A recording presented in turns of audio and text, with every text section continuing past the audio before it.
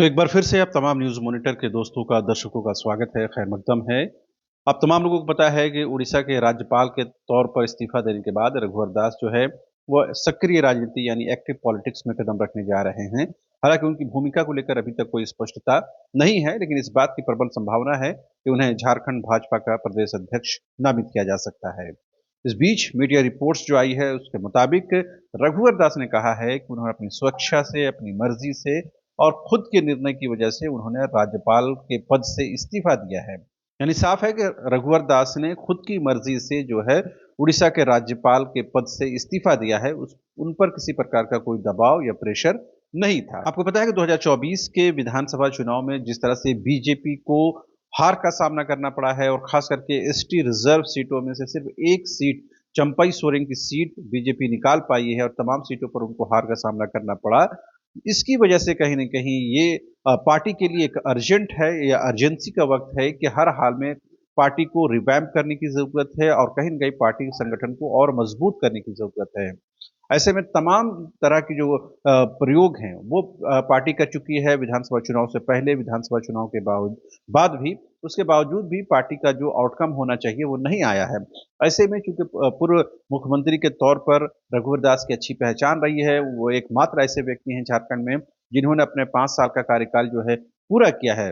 लिहाज़ा उनके कार्यकाल में झारखंड में बहुत सारे काम भी हुए, इस बात से इनकार भी नहीं किया जा सकता है। लिहाज़ा रघुवर दास को कहीं न कहीं झारखंड में रीलॉन्च करने की तैयारी है। ये दीगर बात है कि रघुवर दास इस बात को भले स्वीकार करे ना करे, लेकिन उनकी ज़रूरत झारखंड में इस वक़्त संगठन को सबसे ज़्यादा है, क्योंकि पार्टी ने एसटी कोटे से भी तमाम चीज़ों को जो आज़माइश थी वो देख चुकी है। तमाम जो बड़े नेता हो सकते हैं एसटी के, ख़ासकर झारखंड मुक्ति मोर्चा में रहने वाली चंपई सोरेन हो, लोबिन हेम्ब्रा हो या कांग्रेस में रहने वाली गीता कोड़ा हो, जेएमएम में रहने वाली सीता सोरेन हो, इन तमाम लोगों को पार्टी अपने खेमे में ला चुकी है। बावजूद उसके कहीं न कहीं 2024 के विधानसभा चुनाव में जो उम्मीद थी पार्टी को, वो कहीं न कहीं कामयाब नहीं हुई है। लिहाज़ा पार्टी के लिए कहीं न कहीं ये अर्जेंट टाइम है कि हर हाल में पार्टी को एक बार फिर से खड़ा करना है और आगामी विधानसभा चुनाव को लेकर के पार्टी को अभी से मजबूत करने की ज़रूरत है। ऐसे में एक ऐसे चेहरे की ज़रूरत है जो कहीं न कहीं पार्टी संगठन को पहले से जानता हो, पार्टी संगठन में उनकी पकड़ रही हो और मुख्यमंत्री के तौर पर जिस तरह से रघुवर दास ने काम किया है, वो कहीं न कहीं तमाम लोगों को पता है कि किस एग्रेसिवनेस के साथ वो काम करते थे।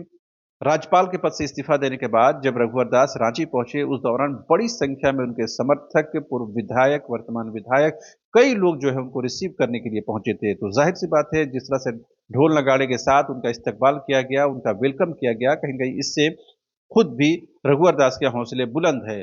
हालाँकि इन चीज़ों को लेकर के यानी राजनीतिक विषयों को लेकर के अभी फ़िलहाल रघुवर दास कुछ भी बोलने से बच रहे हैं, क्योंकि जब तक उड़ीसा के राज्यपाल के तौर पर हरि बाबू जो है वहाँ पदभार ग्रहण नहीं करते हैं, टेक्निकली जो है रघुवर दास के ज़िम्मे ही कहीं न कहीं वो पद है। लिहाज़ा जैसे ही वहाँ पर जो हरि बाबू जो है ज़िम्मेदारी सँभाल लेंगे, उसके बाद कहीं न कहीं फिर से जो है रघुवर दास जो है बीजेपी की सदस्यता ग्रहण करेंगे। ऐसे में जो 2024 में पार्टी को जो फ़ज़ीहत का सामना करना पड़ा, जिस तरह से जनता ने उनको कहीं न कहीं रिजेक्ट करने की कोशिश की और जिस तरह से उनको ख़ास करके एसटी रिज़र्व सीटों में जिस तरह से बीजेपी को करारी शिकस्त मिली, जबकि शिवराज सिंह चौहान हो या फिर हिमंता बिस्वा शर्मा हो, या तमाम लोगों की मौजूदगी के बावजूद भी जिस तरह से पार्टी जो है परफ़ॉर्म नहीं कर पाई, ऐसे में रघुवर दास एकमात्र ऐसे व्यक्ति हैं जो इस मुश्किल घड़ी में, इस ग्रिम सिचुएशन में जो है पार्टी को काम आ सकते हैं और यही वजह है कि उनको कहीं न कहीं यहाँ पर लाया गया है। ये दीगर बात है कि रघुवर दास इस बात को नहीं स्वीकार करते हैं, वो खुद कहते हैं कि वो अपनी स्वेच्छा से उन्होंने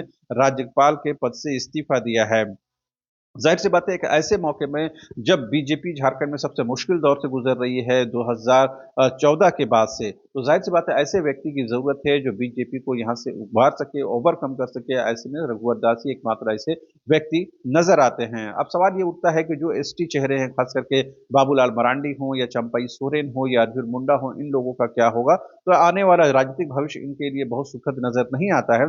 देखना दिलचस्प होगा कि अगर रघुवर दास को प्रदेश अध्यक्ष की ज़िम्मेदारी मिलती है, तो वो फिर एसटी रिज़र्व सीटों को लेकर के क्या कुछ रणनीति अपनाते हैं। अब चूंकि जो रणनीति विधानसभा चुनाव के दौरान अपनाई गई वो कहीं न कहीं फेल हो गई, ऐसे में पार्टी को कहीं न कहीं नए सिरे से काम करने की ज़रूरत है और उसके लिए रघुवर दास को यहाँ से रीलॉन्च करने की तैयारी की जा रही है।